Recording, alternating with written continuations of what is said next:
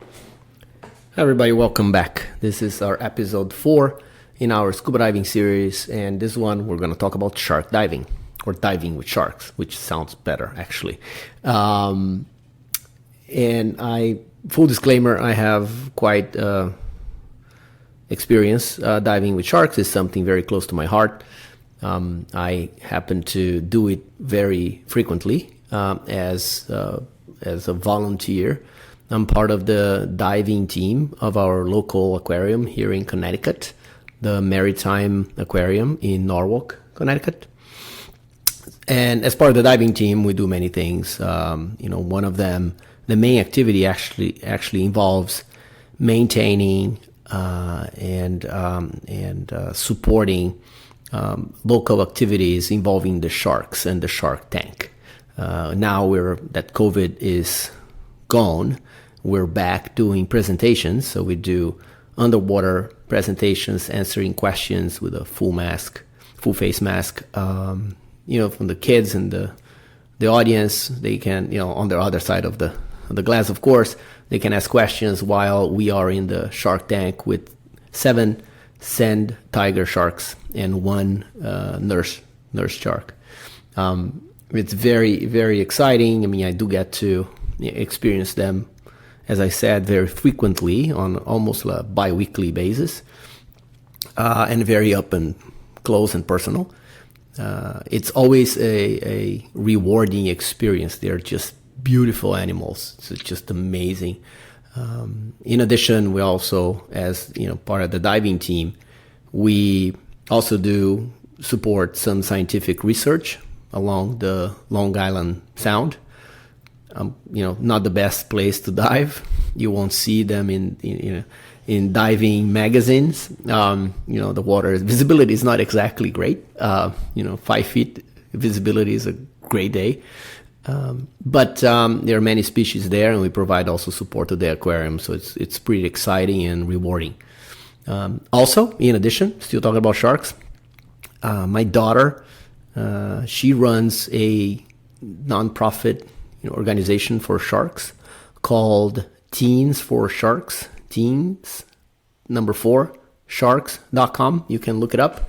Runs many different campaigns and programs, educational programs to promote the conservation, preservation, and education about sharks. So look it up. It's just a shout out to my daughter. No shame. So again, we're very close to sharks in the family, and it's always, even though we do this, sort of regularly, it's amazing how thrilling and exciting it's always the case. I mean, every time we dive with them, it is just an exciting feeling. And I think part of it, to be honest, is the fact that I think there's something still imprinted in our DNA. Right, that when you see a shark, no matter how many times I've dived with them, there's always that extra exciting feeling and a little bit of fear. I wouldn't call it fear these days, but there's something that happens, right, in our brains when you swim to them or they're swimming towards you, especially.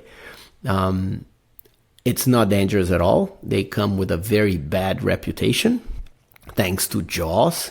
Everybody knows that song, right? And it has really, caused a lot of damage in terms of their reputation. We are not on their menu.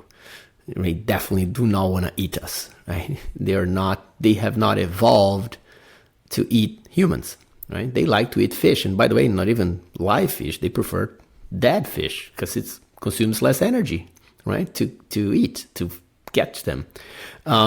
But yet they have the reputation, right? There are, to give you an idea, guys, statistics that we like and my daughter likes to promote is you're more likely to die tripping over a sand castle running on the beach than being, attacked and dying from a shark bite, right? Or from a shark attack. So keep that in mind, every time you see a sand castle now, this is more dangerous than a shark. Statistically speaking, way more dangerous. And yet, right, there are a couple cases, 7 or 8 cases on average per year that get a lot of attention and publicity, and you see all over the media. Therefore, you tend to, have the availability bias of saying, "Oh my God, it happens all the time." Not the case. Again, it is a safe experience, but you need to do it as always. Same thing for the mountaineering, and same thing for even diving in general. Very important that you select the right provider, right?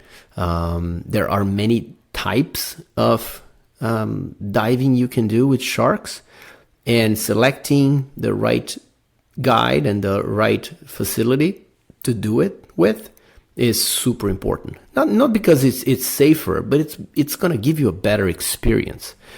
I'm going to cover a couple of those experiences, and you can do further research as always. And my intention here is just to give you the high level overview of what it takes to get some stuff done and not get to the nitty gritty details. I'll leave that to the internet.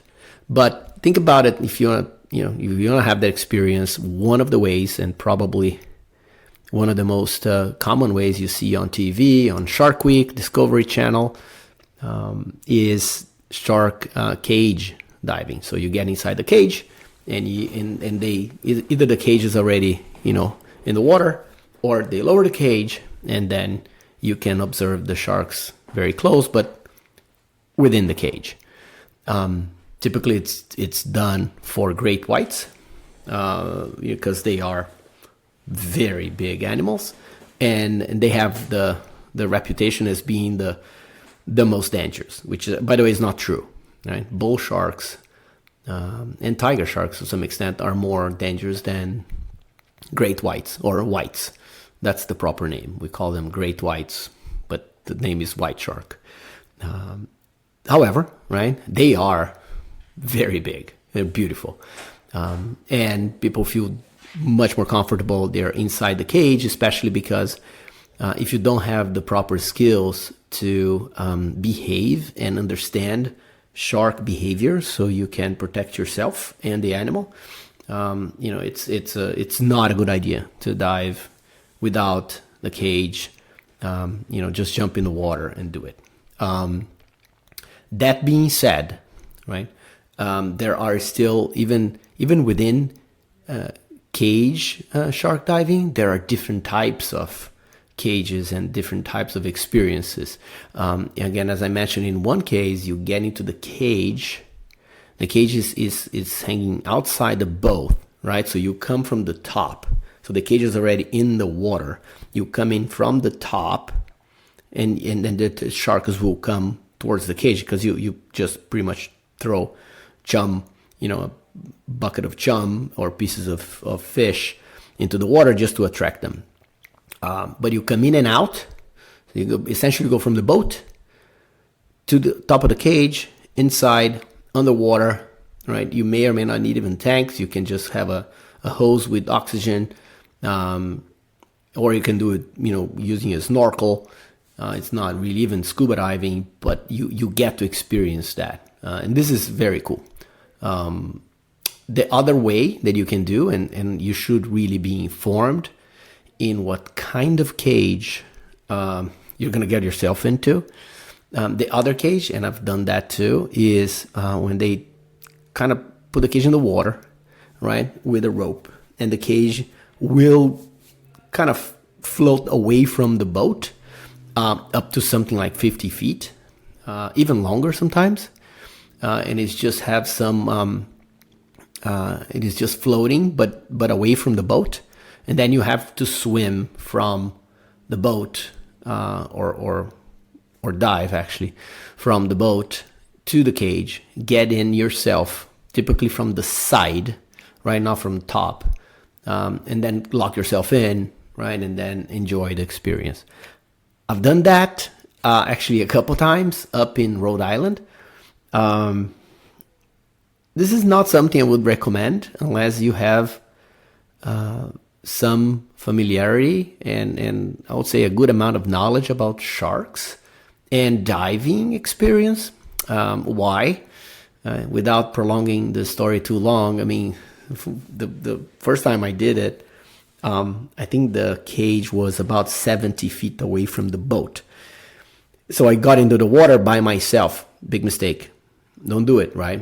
But the cage was small, so it could not really comfortably fit two people. So, and people were kind of reluctant. There are the two divers on the boat. They're like, we don't know if we're going or not. There were about 7 or 8 blue sharks and macos around the boat. Macos are super fast, right? And blues are super cute with a very long, nose. But they're sharks. And the macos, you can barely see them because they go up to speeds of 60 miles per hour. It's just amazing. And they're not that cute. If you look at the pictures online, you see what I mean. Compared to blues. Anyway, I digress. What happens is I got into the water by myself and I kind of had to dive all the way to the cage, which was okay because the sharks were kind of distracted and they were just getting to around the boat because we're tracking them with fish. I got inside and I was kind of having fun and watching the sharks, come and go, and a couple of them trying to get inside the cage, not to eat me, just because they were curious. So you got to push them away a little. So again, you need to know how to push them away so you don't put your hand inside their mouth, otherwise, bye-bye. All right, so you got to know exactly how to gently do it without hurting the animal too. But again, when I got out of the cage, again by myself, you had to lock the cage. I remember this huge female, probably 8 feet, was just driving a few inches from me and just gave me the looks and just checking me out, which was fine. But as I was trying to dive back to the boat, the folks at the boat forgot that I guess I was there, and I could see like fish falling, fish head, fish tail, keep falling from the boat because they were just throwing, right, to attract more and more sharks. But I was trying to swim by it. So I'm like, okay, that's not a good idea, right? That's where you have to think. I'm like, okay, they're gonna end up hitting me or biting me by mistake because you have this rain of fish falling from the sky. I actually had to dive really deep and go around them and get to the other side of the boat and scream at them like, guys, seriously, you forgot I was here, right? Stop feeding the sharks for a second so I can get back on the boat. Again, not the best, shark diving experience. Again, I'm not going to mention anybody's names or anything like that. I'm just going to say it was up in Rhode Island. And so again, going back to the point of select your guide, select your provider, think about ask what kind of cage are we talking about? What is the procedure, right? I did not even know the procedure when I did this one. Because again, I am very accustomed to and comfortable around sharks. But if you're not, as most people are not, take that into consideration. Ask, what are you getting yourself into? Literally, what kind of cage? The other way is open water, right? You can have that experience around sharks. There are some folks in Florida that, will feed them and you get into a circle and you see especially bull sharks and tiger sharks coming in and to eat in a box. So you pretty much stand still and you watch them come and eat and take food either from somebody's hand, which again, I think it's too far. But typically these guys wear this steel armor, which is very heavy, so they don't get hurt. But you get to watch it. I'm not a big fan because you have this box full of fish and then the shark just comes and eats and goes. I don't think it feels artificial, right? But think about that. There's another way of doing it. Again, you can look it up. There are a few guys in Florida who do that, in the Bahamas as well. There's a very famous place in the Bahamas. Again, without mentioning names, if you Google something like that, you will find easily. And then you have the other one, sort of the other kind of experience, which is really just swimming with them without necessarily feeding them and attracting them with food, but knowing where they are and just having that experience. I'm going to give a shout out to Ocean Ramsey. You can look her up. Ocean and Juan is Ocean's husband. They're awesome, right? They're a little bit far, depending on where you live, in Hawaii. But they are not only shark experts. I mean, she wrote a very good book about shark behavior and everything you need to know, sort of how to behave in front of a shark if you're not an expert, about a couple of years ago. She's a good friend of the Teens for Sharks program. And she has a great reputation, and Juan, both of them. So if you want to have that experience, which is really mind blowing, I mean, you have to find the right providers. Her name is Ocean, right? Think about it, Ocean Ramsey. They're the ones. I think they're the top. And again, I usually don't do this. I don't mention specifically names, but she's really outstanding. And you have the experience, right? You don't need to scuba dive to go there. Actually, they prefer you don't, because the bubbles and the noise that we make with the regulator in our huge tanks in our back, breathing that air, kind of scares them, right? So typically you do it with the snorkel. You free dive. I'm not a free diver, by the way. I don't have the lungs, right? So this is a very different experience. You get to experience some different species, including sometimes great whites or whites, and other sharks as well. The last one on the list, and it's something also that I've done and I strongly recommend, is if you want to dive with whale sharks. And whale sharks are huge, right? They're the size of a school bus or bigger. And it's a mind-blowing experience, right? And when you in the water with those creatures, they're very hard to find out in the wild, right? There are specific places in Indonesia, in Mexico, where certain times of the year, because they eat plankton, because of the concentration, they will come, right? Sometimes they are attracted by the light of the boat, the plankton is, and then the whale sharks will come. But again, it's very specific locations. Unfortunately, there are not many out there. They're endangered species, as you imagine. But they are the nicest creature, right? I mean, they're called sharks, but they're also called whales. If you haven't seen them, I strongly recommend you look them up. There is one way to dive with whale sharks without, requiring, having a little bit of luck and having to fly to Indonesia or Mexico or, on some other places, which is the Georgia Aquarium in the U.S. So again, if you are in the U.S., you go to Georgia, Atlanta, to be more specific, you have the opportunity, if you are certified, to dive in their largest tank that has, last time I dived there, it was a couple of years ago, and they had 3 whale sharks. One teenager, it's huge, and 2 adults. And it's amazing, right? You will dive with a guide, you dive in a group, it's very controlled.